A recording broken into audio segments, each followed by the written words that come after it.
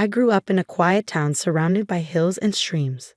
Our house was small and old, but it felt like its own world. My parents weren't rich, but they were kind and wise. My dad worked hard as a carpenter, teaching me about hard work and being humble.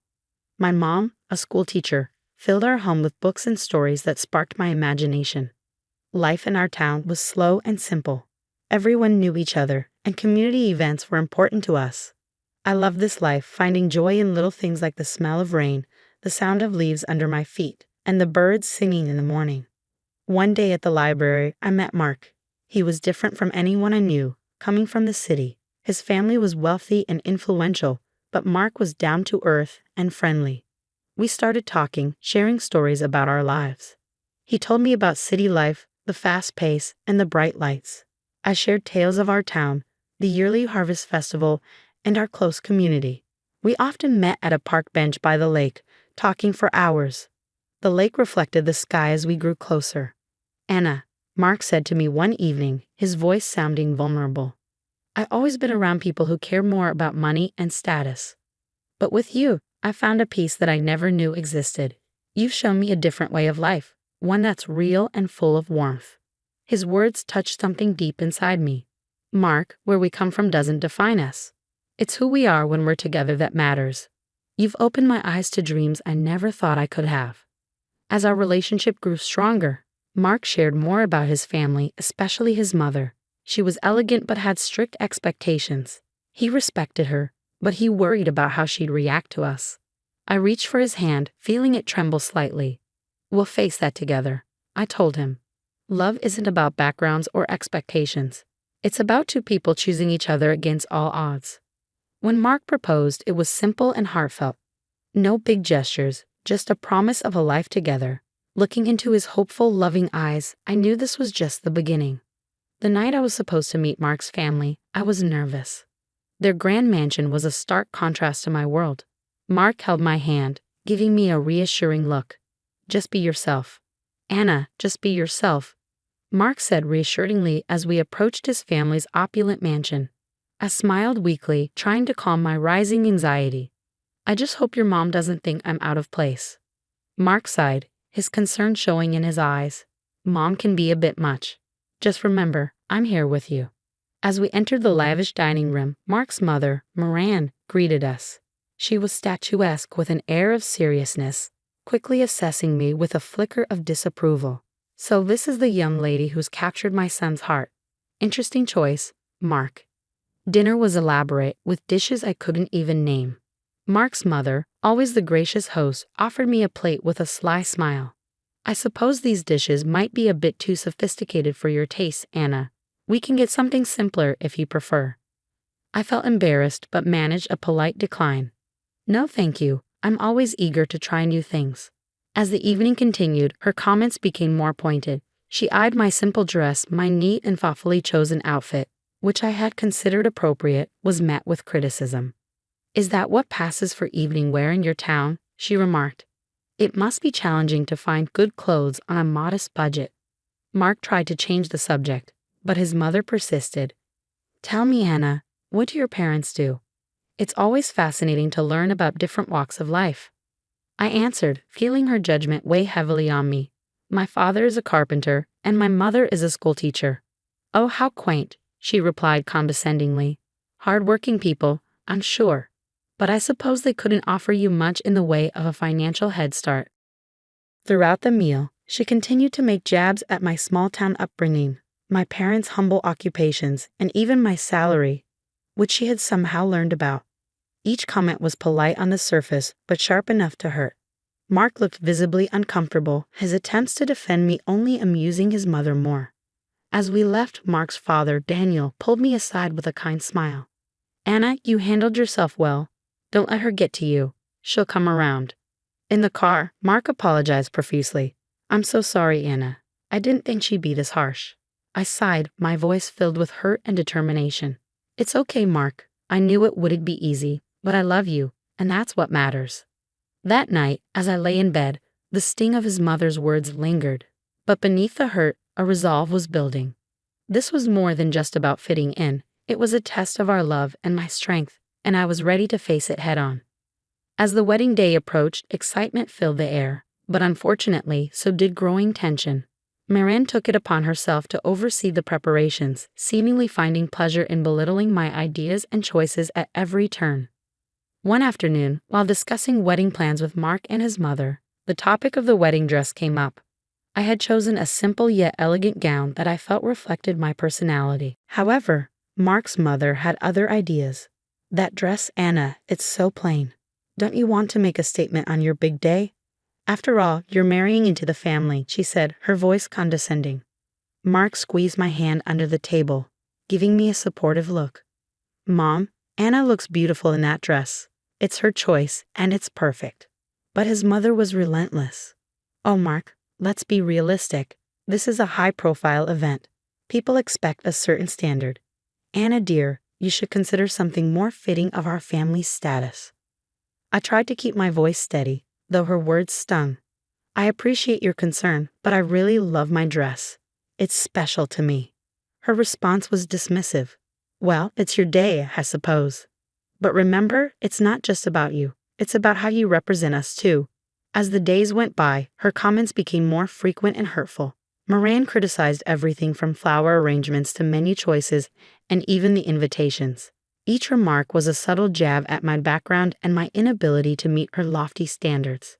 Mark and I had many conversations about this, often late into the night. I can't believe she's being so difficult, Mark would say, frustration evident in his voice. I wish she could just see how amazing you are, how you make me happy.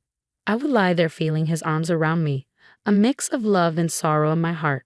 I knew it wouldn't be easy marrying into his family, but I didn't expect it to be this hard. The wedding day dawned bright and clear, a stark contrast to the turmoil churning within me. My parents and I had worked hard to make everything perfect, despite the constant criticisms from Miranda. As I dressed in my simple but elegant gown, I hoped the day would pass without incident. The ceremony was beautiful, filled with love and heartfelt vows. Mark's eyes shone with affection and promise as we said our I do's. However, looming over the joyous occasion was the apprehension of the reception to follow, particularly the speeches. As expected, Miranda took the microphone, commanding the room's attention. The air was thick with expectation as she began to speak. Ladies and gentlemen, she started, her voice loud and clear. Today, we'd have gathered to witness the union of my son Mark with Anna. Let's say, a person from a different circle. Whispers spread through the guests, and I felt a cold shiver run down my spine. Miranda continued, her words sharp and unyielding. While some may commend Mark for his charitable heart in lifting a beggar from the streets, we must be cautious. It's essential to keep our family's reputation and standards high, not let them be diluted by those who are clearly freeloaders seeking to elevate their status by clinging to a family of higher standing. The room fell into stunned silence. My parents looked at me, their faces a mix of shock and hurt. Mark's face was a mask of disbelief and anger. The guests, a mix of our friends and Mark's high society acquaintances, looked on uncomfortably, unsure of how to react. My heart sank, and a profound shame washed over me. Her words, so cruel in public, were more than just insults. They were a deliberate attempt to shame and belittle me in front of everyone we cared about. As she concluded her speech with a forced toast to our future, the applause was hesitant and muted. The room was enveloped in an awkward silence, the joy of the occasion marred by her venomous words. Mark stood up, his voice trembling slightly. I'm sorry, Anna. This isn't what I wanted. His eyes were apologetic, filled with a mix of love and sorrow. I looked around at the shocked faces of our guests, feeling incredibly humiliated. The weight of her words hung heavily in the air, casting a shadow over what was supposed to be the happiest day of our lives. The atmosphere at the reception was still tense following the disparaging speech by Mark's mother. When his grandmother, Mrs. Eleanor, a figure of respect and authority in the family, requested the microphone, her poised demeanor and serious expression immediately drew the attention of all the guests. Good evening, she began. Her voice clear and firm, Mrs. Eleanor spoke up, addressing the tension from the wedding reception. I have something important to say. Anna, you faced unwarranted criticism today. Criticism that no one deserves, especially not on their wedding day. I looked up in surprise, and Mark beside me appeared equally astonished. Mrs. Eleanor then turned towards Miranda.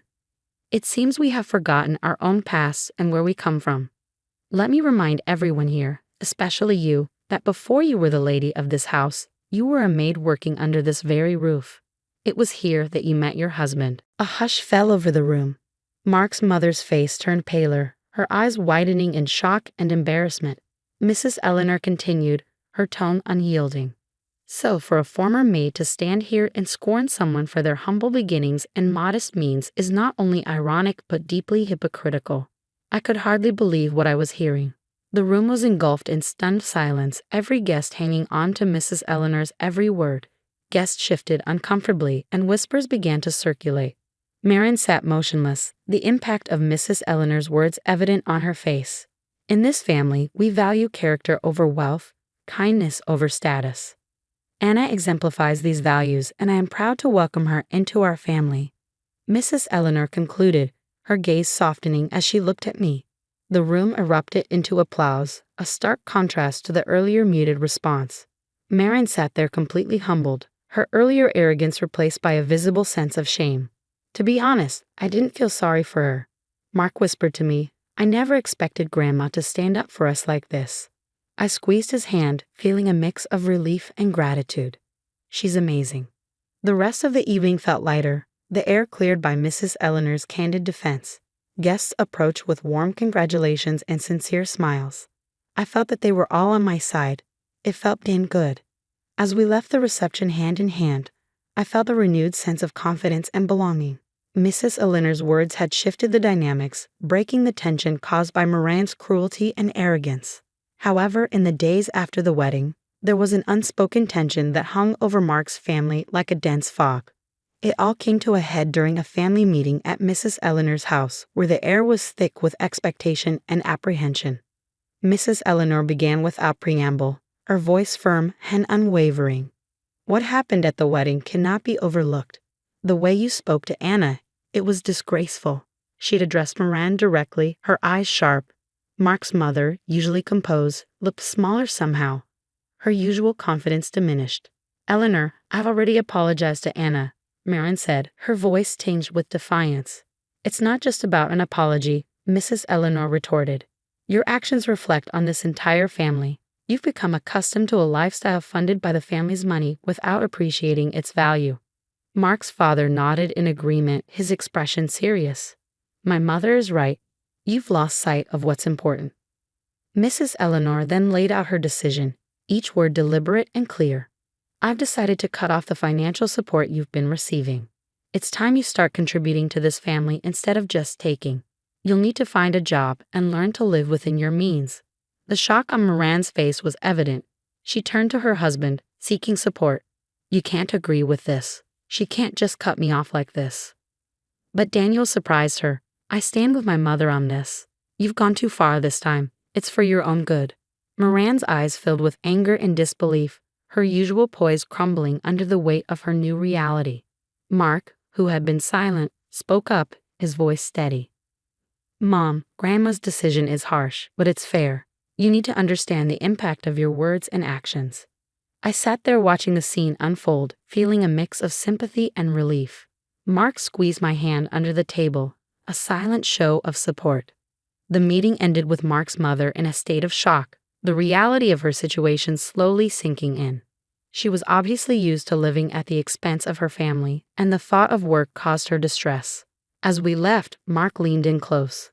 "I never thought I'd see the day when Mom would be at a loss for words. But maybe this is what she needs to change."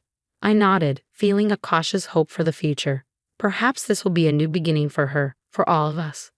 The family reckoning had been tough but necessary. It was a pivotal moment that promised to reshape the dynamics within Mark's family, hopefully for the better. The honeymoon was a welcome escape for Mark and me. As we walked along the sandy beaches, the soothing sound of the waves provided a much-needed respite from the recent family turmoil. One evening, as we watched the sunset, Mark wrapped his arm around me. "I'm sorry our wedding turned into such a drama, Anna. I wish things had been different." I leaned into him, feeling the warmth of his embrace. "It's okay, Mark. It wasn't your fault. What matters is we're together now, away from all that stress." Mark sighed, looking out over the ocean. "Yeah, but when we go back, We'll have to face the reality of my mom's situation, Mark said as we prepared to return home from our honeymoon. I nodded, understanding his concern. Maybe this will be a chance for her to grow, to see things from a different perspective. We spent our days exploring and our nights talking about our future. The challenges we had faced seemed to strengthen our bond, reaffirming our love for each other. On our last night, as we packed our bags, Mark looked thoughtful. You know, Anna, everything that happened made me realize how important you are to me. I can't imagine going through life with anyone else. I smiled, touched by his words. I feel the same, Mark. We've been through a lot, but it's only made our relationship stronger. We can handle whatever comes our way as long as we're together. As we headed back home, I felt a sense of peace. The honeymoon had not only been a break from the chaos, but also a time for us to solidify our bond, to prepare ourselves for the new chapter in our lives. We were returning to a changed reality, but we were doing it together, stronger and more united than ever. The future was uncertain, but I was ready to face it with Mark by my side. Coming back from our honeymoon, Mark and I were unsure of what awaited us at his family home.